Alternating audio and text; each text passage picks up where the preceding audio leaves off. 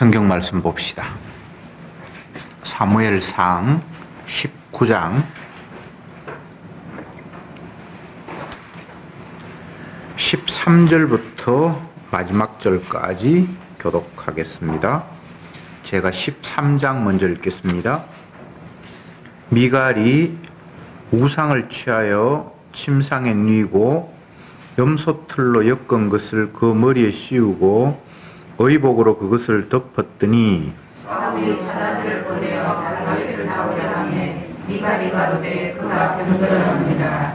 사울이 또 사자들을 보내어 다윗을 보라 하며 이르되 그를 침상채 내게로 가져오라. 내가 그를 죽이리라.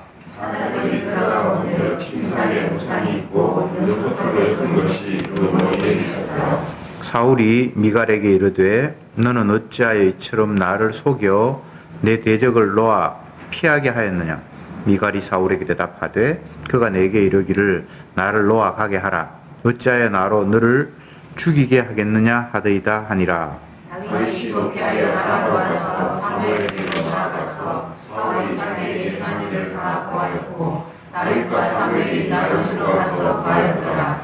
혹이 사울에게 고하되 가로되 다윗이 라마 나요스에 있더이다 하매 사울이 다윗을 잡으려 사자들을 보내었더니 그들이 선지자 무리의 예언한 것과 사무엘이 그들의 수령으로 선 것을 볼 때에 하나님의 신이 사울의 사자들에게 임하매 그들로 예언하니라. 혹이 그것을 사울에게 고하매 사울이 다른 사자들을 보내었더니 그들도 예언을 한 고로 사울이 세 번째 다시 사자들을 보내었더니 그들도 예언을 한지라.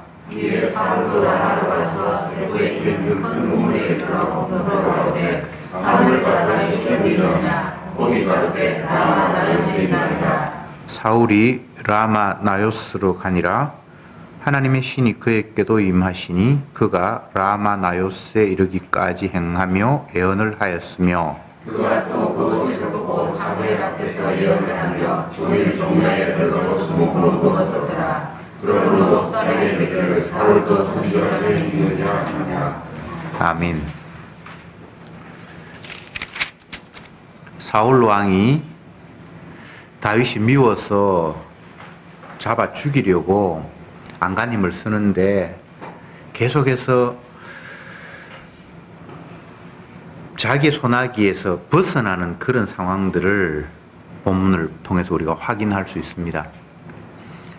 왕이라는 존재는 고대도 그렇고 지금도 마찬가지입니다만 자기가 통치하는 영역 속에서는 마음대로 할 수 있잖아요. 절대 권력을 가지고 있거든요.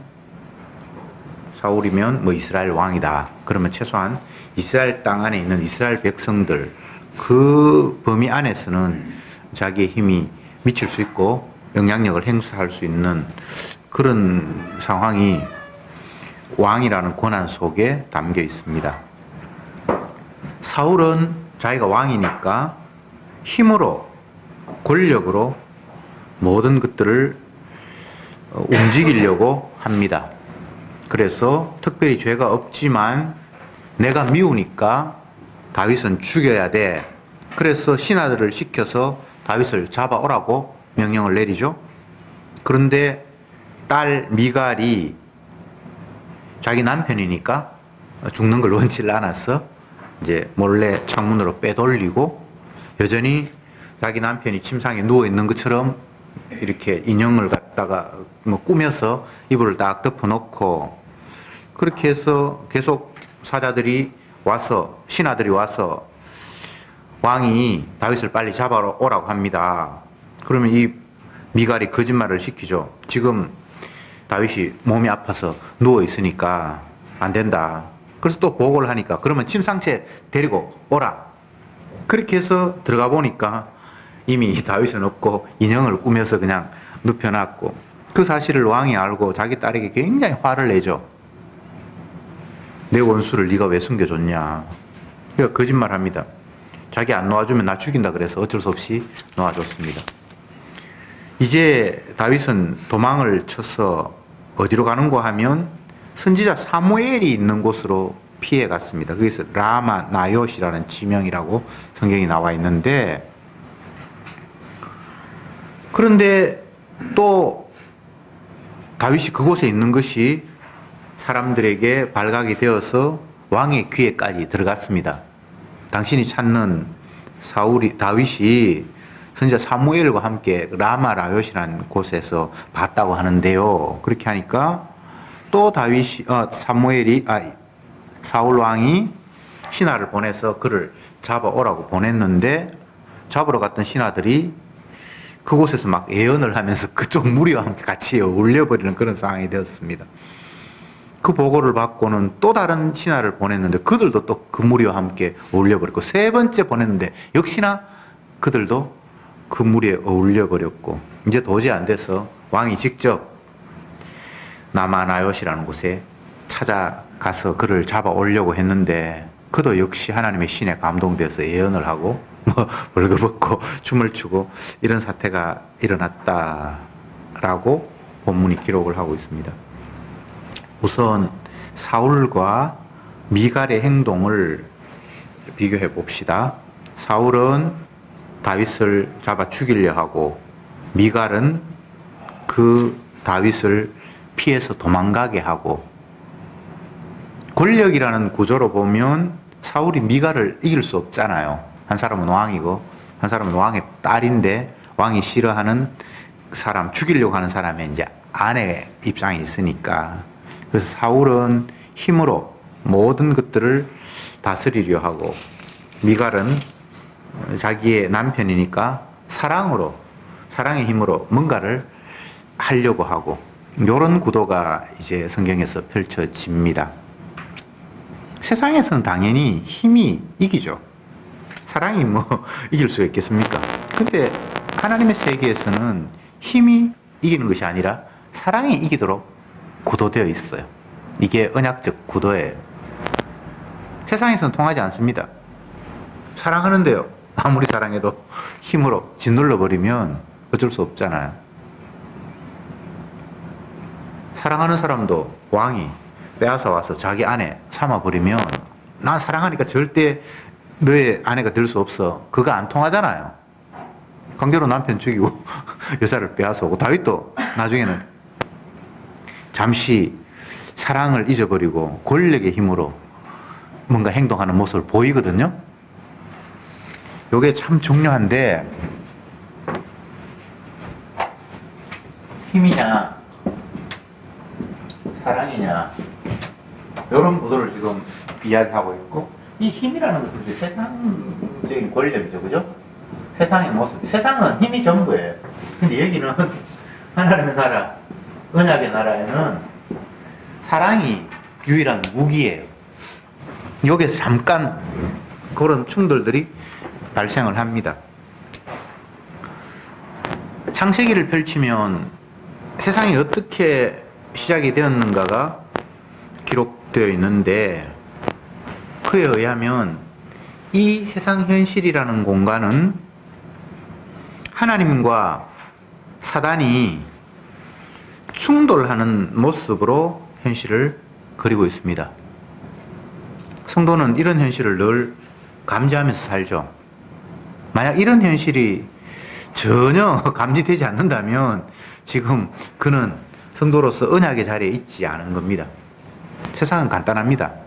하나님이 자기 뜻대로 실행을 하시려고 하는 그 범주 안에서 사단은 하나님의 뜻을 방해하는 그런 구도와 충돌이 세상입니다. 이게 현실입니다. 이것 외에 다른 현실은 없습니다. 사람들은 언약적 현실을 깨닫지 못하니까 힘의 논리와 힘의 구조만 눈에 보입니다. 미국이라는 거대한 힘과 조그마한 힘을 가지고 있지만 굉장히 위협적인 요소를 가지고 있는 북한의 김정은의 힘이 막 서로 대결하는 그런 구도로 세상을 볼 수도 있는데, 그건 다 비상적인 것이고 궁극적으로는 하나님과 사단이 충돌하는 그런 구도가 세상 전체입니다. 그런 관점으로 다시 오늘 본문을 보면, 쫓는 자와 쫓기는 자, 쫓는 자는 사울이고 쫓기는 자는 다윗입니다. 그런데 이 세상에서는 힘이 통하는 공간이니까 힘 있는 사람이 쫓으면 힘 없는 사람은 도망쳐야 됩니다. 그 방법 말고는 없어요. 굉장히 치사한데 창문으로 아내가 달아내려서 도망을 가고 또 피해서 선지자 사무엘에게 도망가고 도망가도 별 이유도 없는데 그렇지만 힘의 구도 이 세상의 논리 속에서는 힘 있는 자가 자기를 잡아 죽이려고 하니까 힘 없는 자는 숨어서 도망갈 수밖에 없는 것이 세상의 한계입니다. 그게 구도입니다. 그런데 재미있는 것은 선지자에게 있는 곳으로 피했다라는 이 대목이 또 많은 것을 생각하게 하는 독특함이 있습니다. 사울은 왕이니까 선지자가 있는 곳도 이스라엘 아니잖아요. 라마 나요시 외국 땅이 아니고 이스라엘 땅 안에 있단 말이죠. 그러니까 그 안에 있으니까 당연히 왕의 권한 안에 있는 거니까 신하를 보내서 빨리 잡아오너라. 왕의 입장에서는 그게 하나도 이상한 게 아니에요. 다윗이 집에 있을 때는 집에 가서 잡아오라 그러고 이제 라마 나요 선지자한테 갔으니까 또 신하를 보내서 잡아오라 그러고 왕의 입장에서는 지극히 정상적인 상황입니다. 그러면 당연히 잡아올 수 있죠. 여러 명을 가서 다윗이 아무리 용맹하다 하지만 여러 사람이 가서 그를 잡아오려고 하면 잡힐 수밖에 없는 그런 상황이잖아요. 힘의 구도가. 그런데 이게 놀라운 일이 발생하는 것이 잡으러 갔던 신하들이 라마 나요시에서 예언을 하는 이런 희한한 상황이 발생하게 됩니다. 예언을 했다는 것이 뭐 성령에 충만해서 미래를 봤다 뭐 그런 의미보다는 선지자가 있는 그 세계에 그냥 동화되어 버렸다 이렇게 이해하시면 될 것 같습니다. 원래 신하들은 사울에게 속했고 사울의 명을 받아서 다윗을 잡아오려고 갔잖아요. 근데 그곳에 막상 가니까 그런 현실 말고 전혀 다른 현실이 그게 펼쳐 있고 그냥 그게 동화되어 버렸다라는 이야기를 여기는 예언했다라고 이렇게 표현을 하고 있습니다. 그러니까 왕이 자기를 명령을 내려서 다윗을 잡아와야 된다라는 그런 생각이고 뭐고 다 없어져 버렸고 그냥 그 안에서 같이 전혀 다른 세계에서 동화되어 버린 그런 상황입니다. 그러니까 또 사람을 보내고 또 사람을 보내고 세 번째 보냈는데 역시나 그런 상황이 발생을 하니까 왕이 화가 나서 내가 직접 가겠다고 했는데 그도 가서 그냥 거기서 동화되어 버린 이런 상황을 성경이 기록하고 있습니다. 사울은 이런 세계가 있는 줄은 꿈에도 몰랐죠. 자기가 왕이고 이스라엘 안에 있는 모든 것들은 자기의 권한 속에 있어서 자기가 명령하면 그대로 시행돼야 된다라는 그 사고방식 외에는 다른 생각이 없었는데 딸이 아버지의 명령을 어기고 자기 대적을 숨겨주었고 도망치게 했고 또 신하를 보냈더니만 그들도 오리무중이고 자기가 직접 갔는데 자기도 자기 힘으로 어떻게 할 수 없는 그런 상황에 이르렀고 이 상황 속에서 인간의 한계가 드러났습니다. 왕이 다스리는 세계와 선지자가 있는 세계가 겹쳐 있는데 그림을 한번 그려볼까요?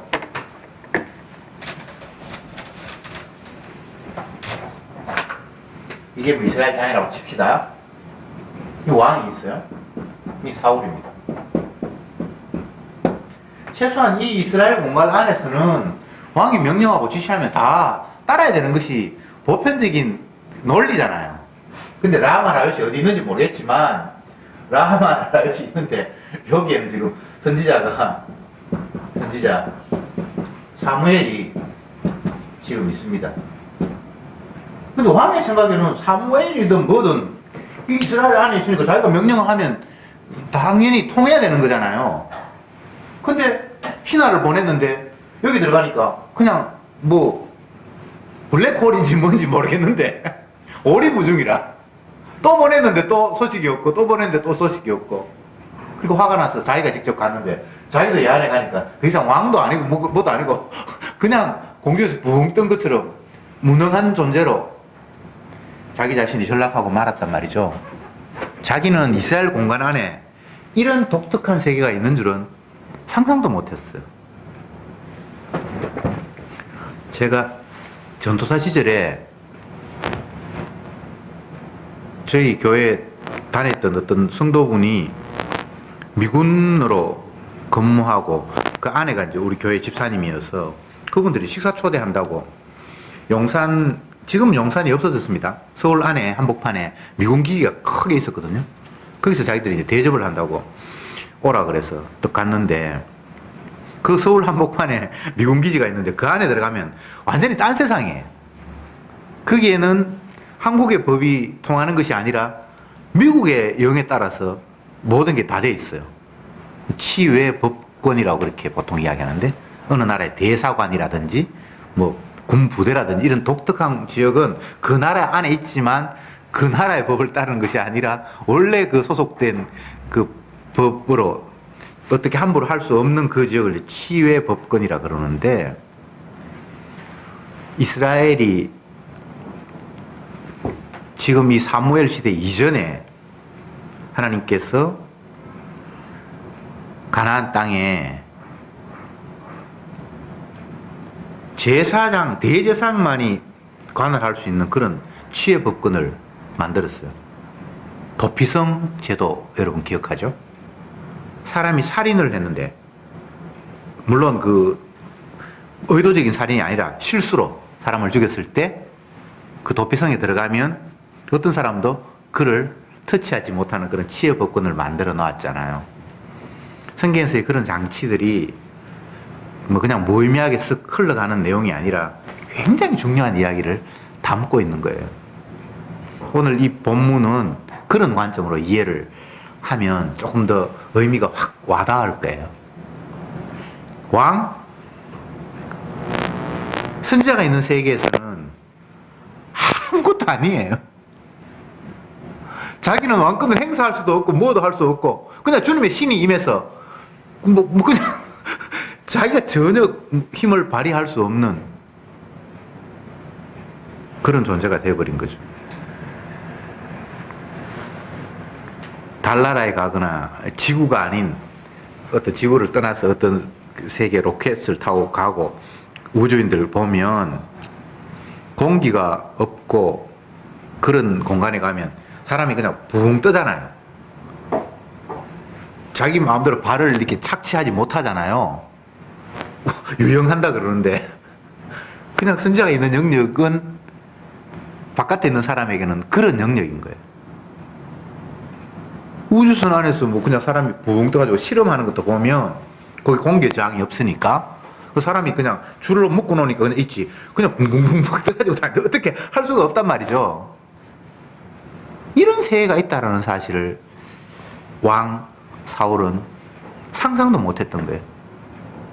당연히 자기가 왕이고 자기 땅 안에 있고 그러면 선지자든 뭐 누구든 다 자기의 명령에 복종해야 된다라고 생각을 했는데 그게 아니라 자기가 그 앞에서 그 세계에서 옴짝달싹하지 못하고 자기의 의지를 펼치지 못하는 그런 놀라운 세계가 있다는 사실.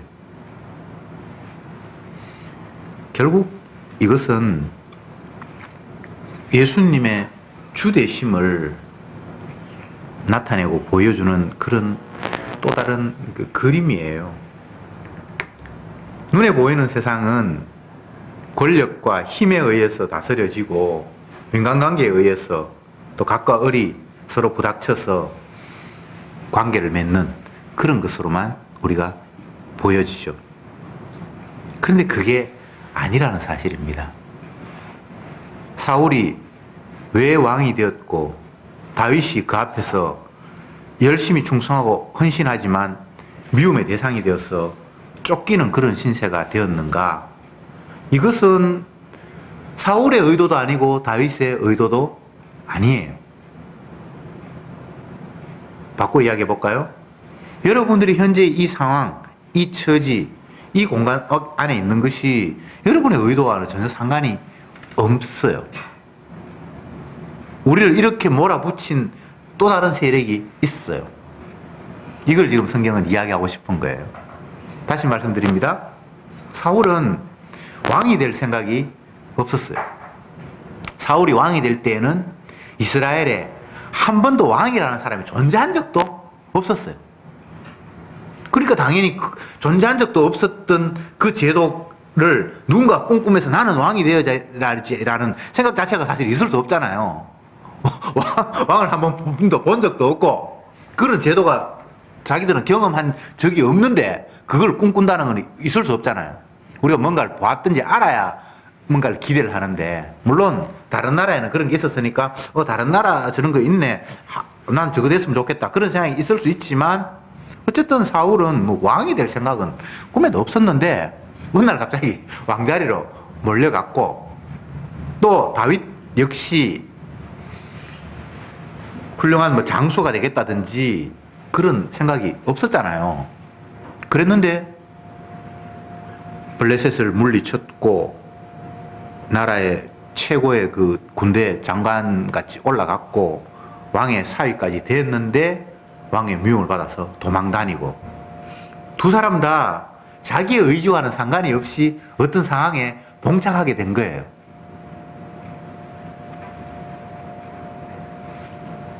이 땅의 모든 피조물들이 이런 식으로 움직이고 살아갑니다. 내 의지와 상관없어요. 우리는 뉴스를 들으면서 날마다 정치인들이 싸우고 누구를 감옥에 넣고 넣으려 그러는데 뭐 구속영장 청구했는데 기각됐다 그러고 매일 그런 뉴스를 봐요.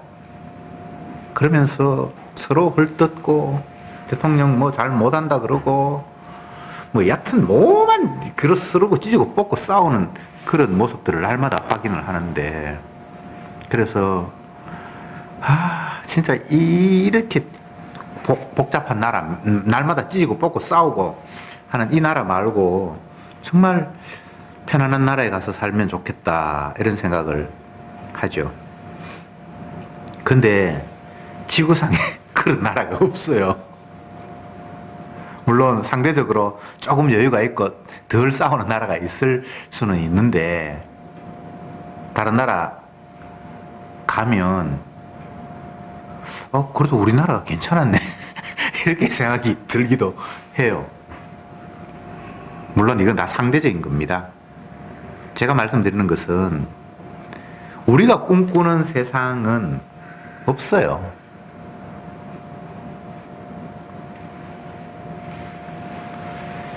혹가다 어떤 분의 전화를 받으면 뭐 질문이라고 하는데, 질문이라기보다는 자기 하소연을 하는 사람이 좀 있어요. 왜 이렇습니까? 물론 저도 예외는 아니에요. 오늘도 아침에 교회 오다가 어머니 전화를 받고 막 화가 났는데, 인간들은 뭔가 안정을 꿈꾸고 내가 딱 구축해 놓은 그 세계가 흐트러지거나 누가 개입해서 망가뜨리면 분노해요. 그래서 그냥 조용하게 내가 계획하고 꿈꾸는 대로 모든 게 다 움직여줘야 돼. 환경도 그렇게 따라줘야 돼. 내가 소풍을 가는데 폭우가 쏟아지거나 이러면 이거는 안 되는 거예요. 내 자녀도, 내 남편도, 내 아내도 내가 원하는 대로 좀 보조를 맞춰줘야 이 목소리가 커지지 않지. 근데 내가 뭔가를 계획하는데 그게 고춧가루를 뿌린다, 그러면 남편이고 아내고 자식이고 막 밉잖아요. 이게 선아가 따먹은 후유증이에요. 스스로 다 신이 돼 있어요. 여기 본문에 나타난 사울만 신이 아니에요. 왕이 아니에요. 모두가 다 왕이 돼 있다니까? 각자.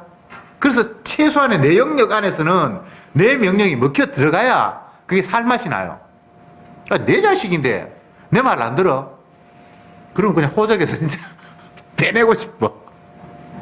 내 친구, 내 주위의 사람, 내가 밥도 사주고, 지 어려울 때 도와줬는데, 그런 사람들을 뭐 도와주기도 하고, 뭐 친절을 베푸는데, 그것은 결과적으로 내가 원하는 쪽으로 뭔가를 컨트롤하기 위한 그런 마음들이 다 내심에 깔려 있어요.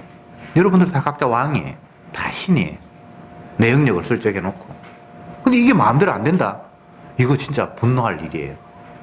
근데 여러분이 이 땅에 태어나고 누구의 가정에 뭐 자녀가 되었고, 이거 우리가 선택한 거 아니잖아요. 부모를 어떻게 자녀가 선택할 수 있습니까? 선택할 것 같으면 지금 현재 부모님이 우리 부모님이 될 수가 없죠. 남편을 선택했고 아내가 선택한 것 같죠? 그것도 아니에요. 내가 선택했어. 내가 좋아서 결혼했어. 물론 표면적으로는 그렇죠. 근데 그렇지 않아요. 주님이 다 만드신 환경이란 말이죠. 이게 이제 받아들여져야 그 다음부터 하나님의 말씀이 이해가 되는데, 이게 전제되지 않으면 아무리 하나님께서 말씀하셔도 이해가 안 돼요. 왜 이러지? 왜 이러지? 왜 이러지? 왜 그렇겠냐? 만물은 주에 의해서 지원받았고 주님으로 말미암아 움직이고 결과적으로는 주님의 영광 돌리기 위해서 종결되도록 되어 있기 때문인데, 근데 그게 자꾸 받아들이지 않으니까 만물이 나를 위해서 존재해야 되는 것처럼 자꾸 우기는 거예요. 바꿔 이야기하면 내가 주의 자리에 가 있는 거예요. 예수님이 주님이신데 그분이 원하는 대로 모든 게 다 펼쳐지는데, 우리는 주의 자리에 내가 가 있어서 내가 원하는 대로 펼쳐져야 된다고 생각을 하는 거예요. 대통령도 내가 원하는 사람이 돼야 되고, 대구나 저쪽 가면 자기가 원하는 사람 대통령 안 됐다고 막 분노하고 있어요. 그 사람들이. 이유가 하나밖에 없어요. 자기가 원하는 사람이 아닌 사람이 대통령이 된 거예요. 그래서 막 그 사람들은 모이면 막 문재인이가 죽일 놈이에요. 하는 일마다 뭐 이걸 하면 이걸 욕하고 저걸 하면 저걸 욕하고, 정말 희한하게 보이는데 우리 모두가 다 그런 식으로 살아가요. 내가 원하는 대로 돼야 되는데 내가 원하는 대로 안 되면 그건 지옥이고, 나를 방해하는 것은 이유이하를 막 나누고 그게 마귀고 사단입니다. 사울이 너무너무 화가 나는 거예요. 자기가 왕인데 자기가 미워하는 사람을 잡아오는 그조차도 되지 않아. 심지어는 사랑하는 아들, 딸마저 자기를 거절해. 근데 이 왕은 도대체 허수아비도 아니고 이게 뭡니까? 아들, 딸도 지 말 안 듣고 신하들도 자기 말 잘 듣는데 어떤 공간에 가서는 전혀 기능을 못하고, 심지어는 자기 자신이 찾아갔는데 자기 뜻대로 안 되는 이런 상황이 오고,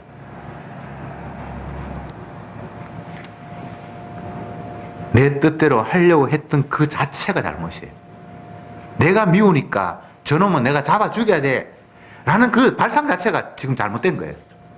근데 이 사람은 그게 잘못됐다는 생각은 하지 않고 내 뜻대로 안 되는 것에 대해서 계속 지금 분노, 열불이 나는 거예요. 여러분, 내 뜻대로 돼야 되는 게 맞습니까? 어거지잖아요, 어거지. 왜 내 뜻대로 돼야 되는데요? 아침에 어머님 때문에 제가 화가 났는데, 눈에 넣는 안약을 사달라 그래서 지난번에 사드렸는데, 거기에 이제 따가지고 눈에 넣으면 약이 조금은 남으니까 아까우니까 뚜껑 닫아놓고 또 이제 2번, 3번 써야 되는데, 그건 뚜껑 닫는 게 없는가 봐요.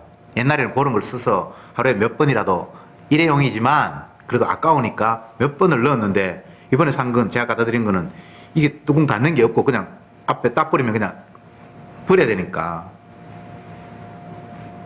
그래서 그걸 바꿔오라는 거예요. 2개밖에 안 썼으니까. 30개 드는 건지 50개 드는 건지 모르겠는데 2개만 썼으니까 바꿔줄 거라는 거예요. 어머니 안 바꿔줍니다. 그냥 쓰시고.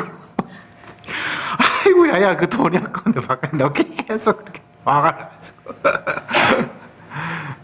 제가 화를 냈는데, 어쨌든 인간은 자기가 원하는 것, 그게 누가 맞다, 안 맞다를 떠나서 자기가 구축해 놓은 세계에 침입을 하면 화가 나는 거예요. 그러나 그게 정당한 화가 아니에요. 그냥 내가 원하는 대로 돼야 된다는 거죠. 내가 원하는 대로. 예수님은 이 땅에 오셔서 제 아들을 향해서 하신 말씀 가운데 굉장히 중요한 말씀을 하셨어요. 뭐 한마디 한마디가 다 중요한 말씀이지만, 내가 이 땅에 온 것은 내 뜻을 행하게 하려 함이 아니라 아버지의 뜻을 행하게 하려 해서 이 땅에 왔다. 이런 이야기를 하시는 거예요. 예수님은 자기 자신이 없는 거예요. 자기를 비우시고, 하나님인데 자기를 비우시고 종의 형체를 가져. 그리고 내 뜻이 아니고 아버지의 뜻. 이게 듣는 사람들에게는 엄청난 충격인 거예요. 모두가 다 자기 뜻을 이루려고 하고 있고, 예수님을 만나면서 상대하면서도 자기 뜻을 이루기 위해서 그분을 영접하고 있고, 저분이 왕이 되면 우리 한 자리 하고, 하여튼 뭐 나름대로 다 계산이 다 있는데, 결국은 자기를 위한 건데, 모두가 다 어떤 인간도 예외 없이 자기를 위해서 이걸 하든 저걸 하든 자기를 위해서인데, 정작 그 예수님은 하시는 말씀이, 나는 내 뜻을 이루기 위해서가 아니고 내 의지가 내가 하고 싶은 대로가 아니고라는 이런 이야기를 하셨단 말이죠. 정말 예수님의 이야기를 제대로 들은 사람은 엄청난 충격을 받았을 거고, 그렇지 않은 사람들은 뭐 희한한 사람도 다 있네 이렇게 생각했을 거고. 근데 그 말이 평범한 이야기가 아니잖아요. 우리 모두에게 던지는 이야기잖아요. 나는 오로지 내 뜻, 내가 하고 싶은 대로, 내 욕망, 내 계획, 내 희망, 막 전부 나를, 나. 근데 예수님은 자기가 아니라는 거예요. 이것은 우리에게 예수님께서 너희들도 나처럼 너희를 위한 세상이 되면 안 돼. 아버지의 뜻에 따라야 되는 것이 내가 이 땅에 온 이유고 너희들도 이 땅에 태어난 이유야 라는 이야기를 하신 거잖아요. 여러분, 충격적이지 않습니까? 사울도 다윗도 이스라엘도 자기를 위한 세계를 꿈꾸면 그건 출발부터 잘못된 거예요. 이 땅에 있는 모든 피조물들은 예수님의 주되심을 드러내는 도구로, 배치물로 부름을 받았어요. 순간적으로 나에게 고난도 있고 가진 것도 있고 내가 뭔가 명령함으로써 실행될 수 있는 그런 어떤 영역이 잠시 우리에게 주어지기도 하죠. 그러나 그것은 나를 위한 것이 아니에요. 청직이라는 말을 신약에서는 여러 번 사용하고 있는데, 주인으로부터 뭔가를 위임받아서 어떤 역할을 맡았다라는 거잖아요. 청지기는 주인이 아니에요. 청지기가 가진 것은 자기가 마음대로 자기가 활용할 수 있는 그런 재료가 아니에요. 주인이 어떤 목적을 가지고 명령을 하면서 그에 따라서 뭔가를 준 거잖아요. 이 땅에 있는 모든 피조물들이, 특히 성도에게는 청직이라는 말을 주님이 사용하고 있죠. 주인 아니라는 거예요. 주인이 얘한테 맡겼고, 그래서 너에게 뭔가를 소유를 줬고 고난을 줬고 자리를 주었다는 거잖아요. 그런데 우리는 고난, 소유, 자격, 자리, 이걸 나를 위한 것으로 착각을 해버리는 거예요. 가졌으면 그게 내 것이라고 생각을 하고, 자리, 고난도 내 것이라고 착각을 해버리는 거예요. 마치 지금 사울이 그런 착각에 빠져 있는 것처럼. 그래서 오늘 본문은 그거 아니야 라고 계속해서 찌르는 거예요. 왕, 네 마음대로 할 수 있는 존재가 아니야. 주님이 왕이라는 사실을 너는 대리자로서 청지기로서 보여줘야 되는 거야.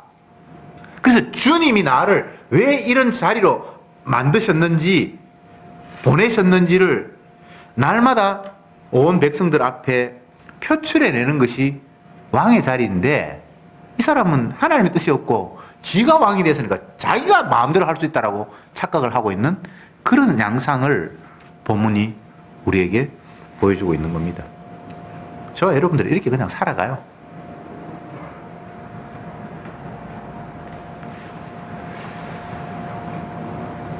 예수님은 이 땅에 오시면서 나는 내 뜻을 이루기 위해서 이 땅에 온 것이 아니라 아버지 뜻을 이루기 위해서 이 땅에 왔어. 아버지 뜻은 뭡니까? 아버지가 원하는 생명, 그들의 죄를 담당해서 그들은 죄로부터 깨끗하게 하고 아들에게 그 죄를 담당 씌워서 저주받고 심판의 자리에 가는 것이 아버지의 뜻이었기 때문에 예수님은 저주받아서 심판받으려고 아버지가 맡긴 생명을 자기가 뒤집어 쓰려고 이 땅에 오신 거예요. 이야, 참 이런 운명이 이 보통 심각한 게 아니잖아요. 근데 우리는 아무도 나 자신을 그런 존재로 자리매김하기를 상상도 하기 싫은 거예요. 내가 누구를 위해서 저주받아야 된다. 근데 예수님은 정말 그런 목적을 위해서 이 땅에 오셨거든요.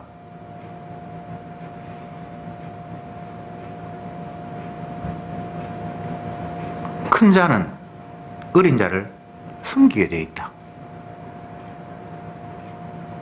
요걸 이기적으로 악하게 해석을 하면 결국 나는 큰 자가 되고 싶으니까 섬기는 자리에 가야지. 이거는 전혀 성경 해석이 잘못된 겁니다. 그냥 섬기는 자리가, 낮아지는 자리가, 희생의 자리가, 예수님이 가신 그 길로 가는 자가 주님과 동료라는 거예요. 주님의 영이 임한 사람은 주님이 가신 그 좁은 길로 간다는 거예요. 내가 억지로 희생할 수는 없습니다. 그러나 다윗처럼 희생의 자리로 몰려가요. 성도는. 내가 이게 손해봐야 되고 나는 죽도록 하는데 저 사람은 팽팽 놀고 맨날 받기만 하고 고맙다 하지도 않고, 우리 집 사정 이야기하는 겁니다. 어쨌든 여러 상황들이 존재를 하는데 성도는 주님의 가신 길로 같은 영을 받았기 때문에 그런 자리로 가는 거예요. 그게 은혜인 줄 알고 그게 사랑인 줄 알아야 되는데 우리는 그게 너무 싫은 거예요. 왜 내가 이래야 돼? 나는 섬김을 받고 싶지 섬기는 자리로 나아가고 싶은 게 아니에요. 근데 그게 막인걸요. 마귀의 자리가 그런 자리잖아요. 날마다 자기가 원하는 대로 돼야 되잖아요. 근데 정작 하나님의 아들은, 하나님은 이 땅에 오셔서 누군가를 살리기 위해서 대신 저주받는 모습으로 자기의 자리를 잡잖아요. 복음이 뭔지 여러분 잘 생각하셔야 됩니다. 좋은 것, 화로운 것, 모든 것을 다 내 것으로 소유하는 것이 복이 아니에요. 예수님이 가신 그 길이 유일한 생명의 길이고 영생의 길인데 그 길을 따라가는 것, 오늘 본문을 이야기하면 자기가 원하는 것이 아닌데 다윗처럼 이렇게 따라가는 것, 이게 정말 성도의 은혜고 복이에요. 왜? 예수님의 사랑을 온몸으로 보여주는 그런 삶이기 때문이에요. 십자가를 보여주는 삶이 되기 때문이에요. 예수님은 십자가를 통해서 자기 자신이 주 되심으로, 하나님의 우편에 앉으심으로 영광 받으시는 분이기 때문이죠. 기도합시다. 주님, 우리의 욕망, 소망은 내가 원하는 삶을 펼쳐가는 것입니다. 이게 바로 마귀가 심어준 완악함인 줄 다시 한번 본문을 통해서 확인했습니다. 정작 주님이 가신 길은 우리의 죄를 담당하시고 저주받는 자리에 앉으셨건만 우리는 그런 자리를 원하는 것이 아니라 정반대 자리를 꿈꾸는 정말 마귀의 습성으로 생각하고 행동하는 것에 쩔어 있습니다. 주여, 이 어리석음을 용서해 주옵시고 주가 저주받음으로 우리를 살렸다라는 그 사실을 기억하게 하시고 우리가 이 땅에 살면서 주님의 모습으로 좁은 길로 인도받는, 그래서 그것을 통해서 내가 주님과 한편이라는 사실을 감사하며 찬양하며 날마다 십자가를 생각하는 은혜가 있게 해 주옵소서. 예수님의 이름으로 기도드립니다. 아멘.